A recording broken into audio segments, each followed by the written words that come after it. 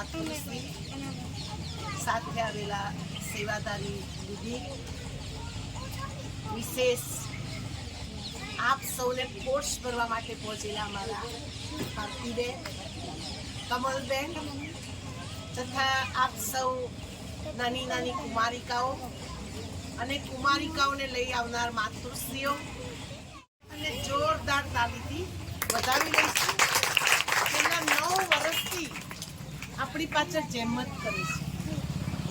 આ બધી તૈયારી એક અઠવાડિયા અગાઉની છે અને સવારથી મંડપથી લઈને અંદર એન્ટ્રીથી અંદર બધું કરવાની જવાબદારી આ વસુંધરા વિકાસ યુવક મંડળની છે. અને એ યુવક મંડળ કોઈ પણ ફંક્શન એવું નહીં હોય કે નહીં કરતા હોય, ચાહે પર્યાવરણ દિવસ હોય, ચાહે વૃક્ષારોપણનો દિવસ હોય, ચાહે યુદ્ધનો કોઈ પ્રોગ્રામ હોય, અને એની અંદર આ મંડળ ખૂબ એવું સક્રિય છે. અને આ સક્રિય મંડળને ભગવાન બહુ શક્તિ આપે અને એ શક્તિ દ્વારા હજુ પણ આપણા વસોના વિકાસ માટે અને આપ સૌની સેવા માટે એમનું તન તંદુરસ્ત રહે, મન ખુશ રહે અને સ્થૂળ ધન અને સૂક્ષ્મ ધનથી બધું સંગઠન પાવરફુલ રહે એવી ભગવાનને મારા તરફથી દુઆ છે. આપ સૌ કુમારિકાઓ, કારણ કે એક કુમારી એટલે 100 બ્રાહ્મણ બરાબર છે. આપણા ઘરે કોઈ 100 બ્રાહ્મણને જમાડીએ અને કુમારીને આપણે આપીએ, કેમ કે કુમારીની અંદર શું તાકાત છે? પવિત્રતાની તાકાત છે. અહીંયા બેઠેલી બધી જ કન્યાઓ એ દિવ્ય કન્યાઓ છે. કેમ કે આપણી જે માતાઓ છે, ગૌચર માતા, અંબા માતા, ખોડિયાર માતા, બધાની ઉંમર તમે જુઓ, યુથ બતાવે છે, બધા નાની નાની શું છે? બાલિકાઓ છે.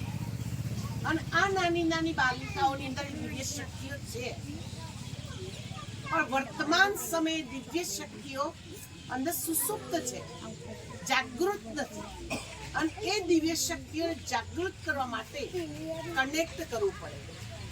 આપણને આ ઉત્સવ ઉત્સાહની અંદર લઈ આવે છે, ઉમંગની અંદર લઈ આવે છે, ખુશીની અંદર લઈ આવે છે. આ 5 દિવસ એક જ કારણ કે મને વર્ષ આવ્યું.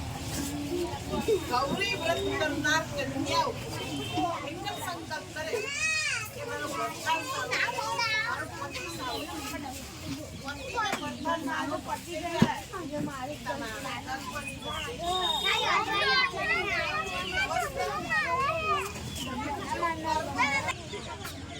રિયલ ની અંદર, કેમ કે હું તો જોઉં છું, અમે સ્કૂલોની અંદર જઈએ છીએ તો ટીચરોની કમ્પ્લેન હોય છે કે તેના દીકરીઓની માં પણ ખાતી હોય છે. એક વખતે દિનસા પટેલ અમારે ત્યાં ફંક્શનમાં આવ્યા હતા, વ્યસનમુક્તિના ફંક્શનમાં.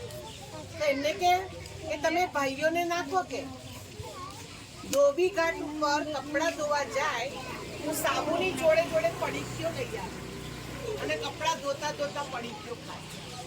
કારણ કે એમાં નાની દીકરીઓનો કોઈ દોષ નથી. એ દોષ કોનો છે? માયોનો છે. અને અહીંયા બેઠેલી બધી માયો જાગૃત થાય કે મારી કન્યા એની બુદ્ધિની અંદર દિવ્યતા આવે, એના કર્મની અંદર શ્રેષ્ઠતા આવે અને વાણીને વ્યવહારની અંદર મધુરતા આવે. એના માટે મારી દિલની દુઆઓ છે.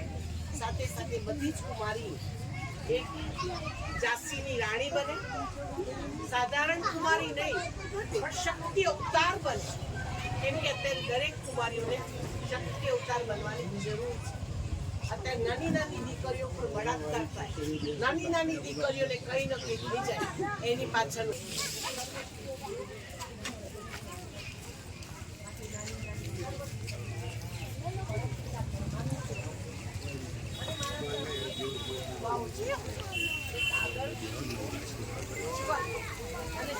જીવન બને. અને 5 દિવસની સાધના, તપસ્યા અને ત્યાગનું ફળ ભગવાન બહુ મોટું આપે એવી પ્રભુને પ્રાર્થના છે. આજના પ્રસંગે એમને અહીંયા બોલાવ્યા, અમારું માન સન્માન કર્યું એ બદલ સર્વ ટીમનો અને એમાં ખાસ ટીમ લીડર અમારા ઉમેશભાઈ, જતીનભાઈ, અમારા શું નામ તમારું ભાઈ? ભલાભાઈ. સર્વ ભાઈ બહેનો ખૂબ ખૂબ આભાર છે.